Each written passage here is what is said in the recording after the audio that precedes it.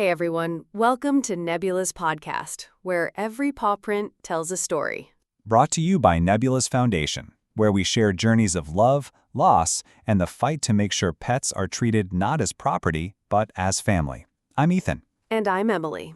Thank you for being here. Today, we're sharing Nebula's story. It's the one that started our own journey, and honestly, the movement for real reform in how pets are cared for and how they're seen under the law. And this is really more than just recounting a tragic loss, isn't it? Nebula's story unpacks some systemic issues within veterinary care. It highlights the very challenging fight for accountability, and it shows how one personal account really resonates with pet owners everywhere. So, let's start with Nebula herself. Nebula was born on May 7, 2019. She was clearly deeply cherished.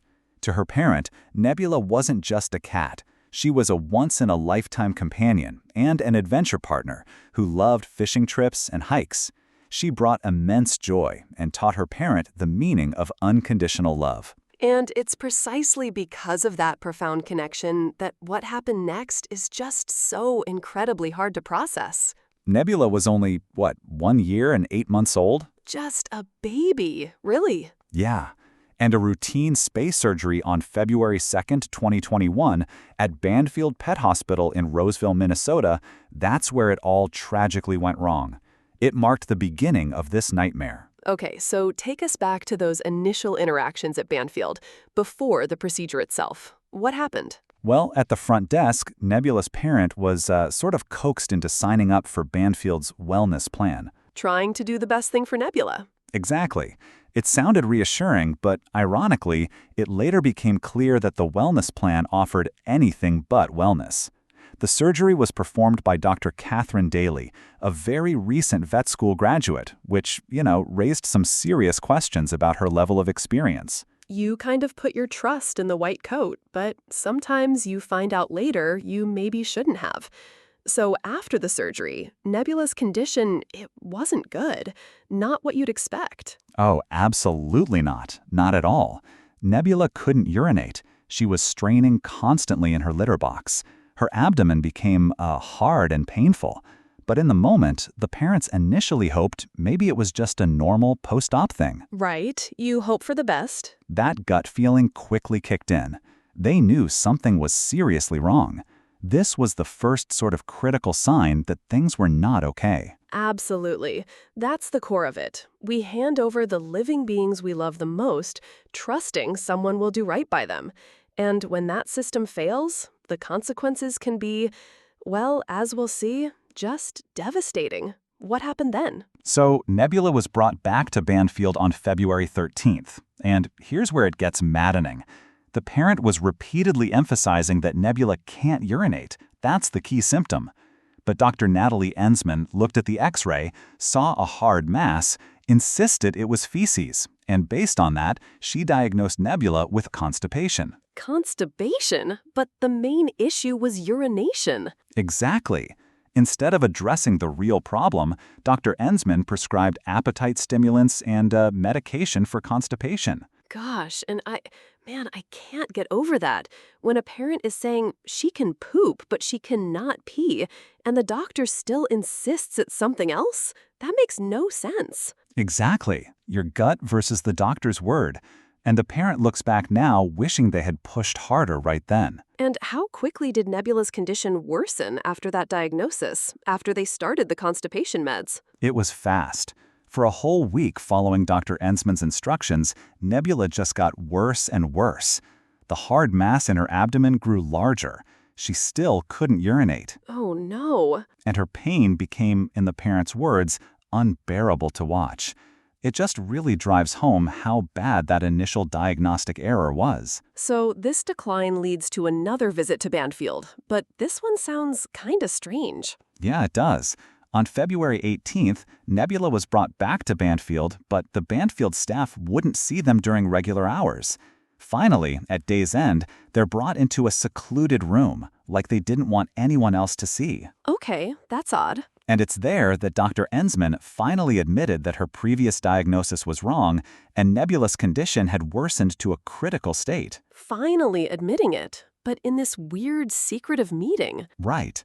And speaking of secrecy, things got even more concerning after that meeting. What happened? That same night, the parent went online to check Nebula's records on the Banfield portal, and they discovered Banfield had deleted some of Nebula's medical records. Oh, deleted them. Gone. It strongly suggested, an attempt to cover up their mistakes. That is a massive red flag. Huge. Fortunately, Nebula's parent had printed hard copies earlier. Thank goodness for that. Absolutely. And it's also worth noting that the Roseville Banfield location, it closed permanently after Nebula passed away. Interesting. The owner also found, after the fact, numerous negative online reviews about Banfield Pet Hospital generally, including other complaints about malpractice, even sadly, other pet deaths. Wow. Okay, so Banfield, realizing how bad this is, finally refers Nebula to an emergency hospital. Yes, Blue Pearl Emergency Hospital in Arden Hills, Minnesota. Nebula was admitted late February 18th. They did a fast scan and found a large mass blocking her bladder, not constipation at all. This was from the botched spay surgery. Wow. So what did they do then? So a second corrective surgery was needed. This was performed on February 19th, the next day, by Dr. Andrew Jackson at Blue Pearl. His findings are damning. There were still remnants of the distal horns and the uterine body left inside. Left behind? So the spay wasn't even completed? Not properly completed, no. It was undeniable. The expert testimony quoted in the source material is really stark. It says, the spay surgery performed by Dr. Catherine Daly was hardly performed competently. Wow, that's a medical professional essentially saying this wasn't just a mistake, this was incompetence. Correct. These surgical notes clearly show negligent surgical technique and error, which led to all of Nebula's complications and ultimately her demise. Just awful. Yeah. So Dr. Jackson then performed what's called a nephroureterectomy, basically surgically trying to reconstruct the connection between the ureter and the bladder to fix the damage. And for a little while after that incredibly complex second surgery, it actually seemed like Nebula might recover. There was a brief period of hope, yes. Dr. Jackson described her seeming to be recovering well. Nebula was alert, walking, and urinating on her own. Oh, thank goodness. But then, after Nebula received a blood transfusion, her condition deteriorated rapidly, just plummeted. She became pale, limp, and unresponsive. Dr. Jackson suspected it might be some vascular event, possibly a reaction to the transfusion. At this point, the owner, understandably, deeply concerned, explicitly requested to halt all treatments. Okay. And specifically said they needed to be consulted for approval before any further treatments, especially blood transfusions, and Dr. Jackson agreed to this. Right, that seems like a clear instruction. Halt treatment, consult before doing anything else, especially transfusions. Crystal clear. But then the next morning, February 20th, brought this awful roller coaster. First, Dr. Jackson called with what he thought was good news. Said Nebula was recovering, maybe could go home by Monday. Okay, so conflicting signals again. Right. But then just hours later, around noon, a devastating call came. Nebula's heart had suddenly stopped. Oh my God. The owner rushed to the hospital, got there about 12:20, only to be told the worst. Nebula's gone. Just heartbreaking. And it seems there was a major issue with communication and maybe unauthorized actions around this time. A huge issue. While Dr. Jackson had reported improvement earlier that morning, when a different vet, Dr. Brett Rabe, took over Nebula's care, he seemed poorly briefed or not informed at all about her critical status overnight or the parent's specific instructions. So he didn't know about the halt order? It appears not, or wasn't properly communicated. Dr. Rabe's own CPR report noted Nebula's status was unclear if worse from what was noted overnight, which is concerning in itself. Yeah. But worse still, despite the owner's explicit instructions to halt treatments and consult before transfusions, Dr. Rabe proceeded with a second treatment with a blood transfusion, without any communication, which directly caused Nebula's sudden decline and death. Wow. So after everything Nebula had been through, she suffered for 3 agonizing weeks and passed away. And just 1 year and 8 months old.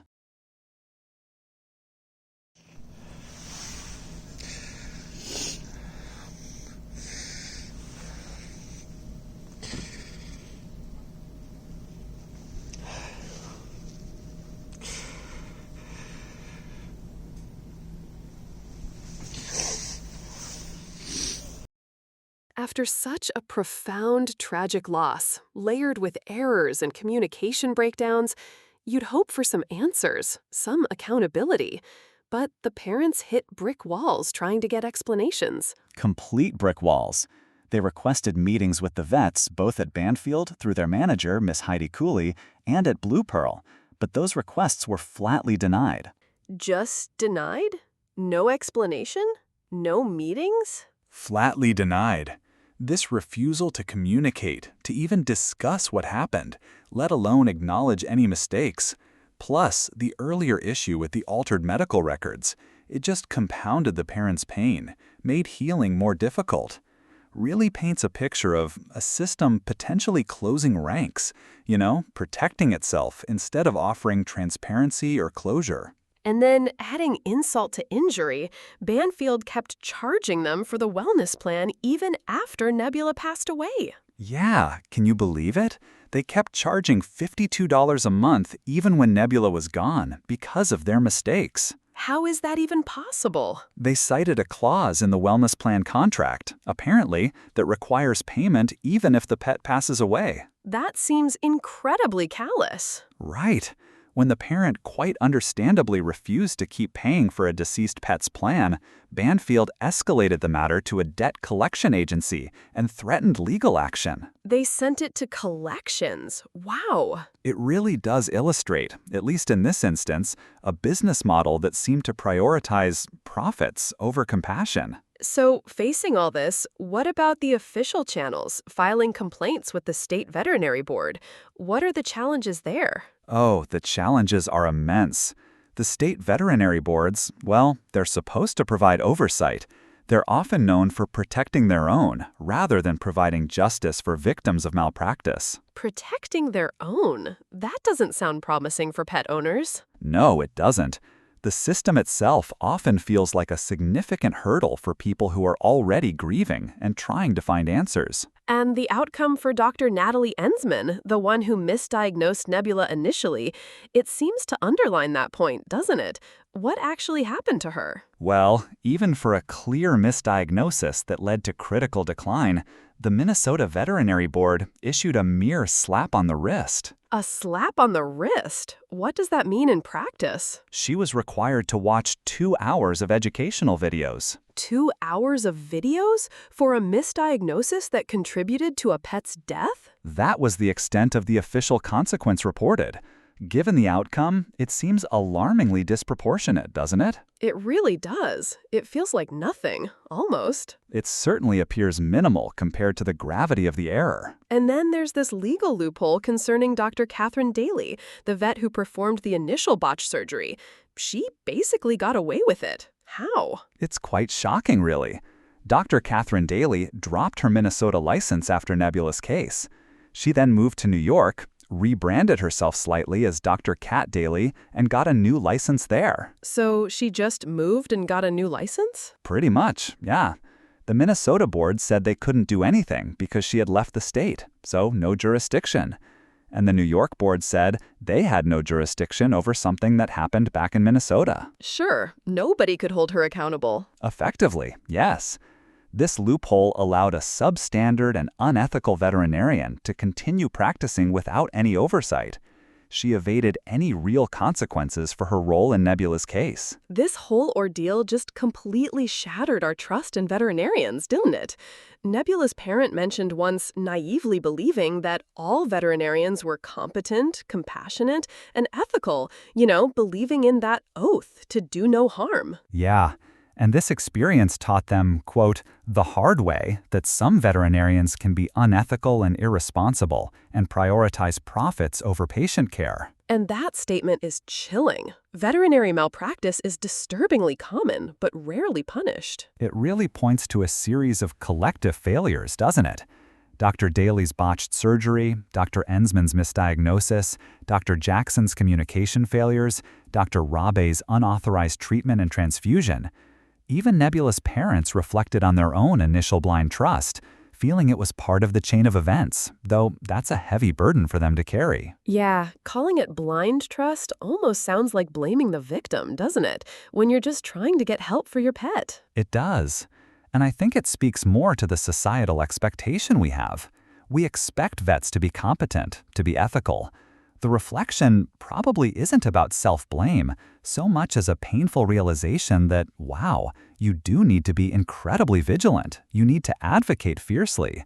Ideally, the system should protect pets and their parents, so the burden isn't solely on them to uncover negligence after the fact. The emotional toll described is just immense. Losing Nebula broke me in ways I never imagined possible. It felt like losing a child. The parent talks about struggling with trauma, depression, and insomnia.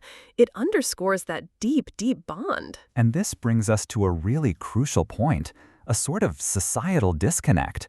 The veterinary industry, markets pets as cherished family members. We all feel that way. Absolutely. But legally, the industry often hides behind outdated laws that classify pets as mere property. Property like a chair or a TV? Legally, in many contexts, yes. Their value in lawsuits is often limited to their market value, not their emotional value. This legal framework just clashes completely with how people actually feel about their pets. It is a sad reality, an unacceptable reality, and this must change. So, faced with this devastating loss, this grief, and a system that felt unresponsive, Nebula's parent found a path towards advocacy. Yes, thankfully. They found support in a nonprofit called Joey's Legacy. It's an organization dedicated to seeking truth and integrity in veterinary medicine, and they provide crucial support during their darkest times. That's good to hear that there was some support. Definitely. And inspired by Nebula and supported by Joey's Legacy, they took action. Nebula's Foundation was born. Nebula's Foundation. Yes, founded in collaboration with Joey's Legacy. Its mission is really powerful.